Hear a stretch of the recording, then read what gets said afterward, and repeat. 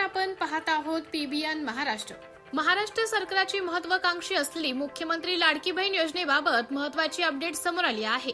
November महिना उलटून आता डिसेंबरचे 13 दिवस गेले तरीही अजून लाडकी बहीण योजनेच्या लाभार्थ्यांना एकही हप्ता मिळाला नाही. अशातच येत्या 7 दिवसात लाडक्या बहिणींच्या खात्यात नोव्हेंबर आणि डिसेंबरच्या हप्त्याचे 3000 रुपये जमा होणार असल्याचं बोलले जात आहे. लवकरच याबाबत अधिकृत घोषणा केली जाईल. लाडकी बहीण योजनेत लाभार्थ्यांना नोव्हेंबर डिसेंबरचे पैसे एकत्र येऊ शकतात.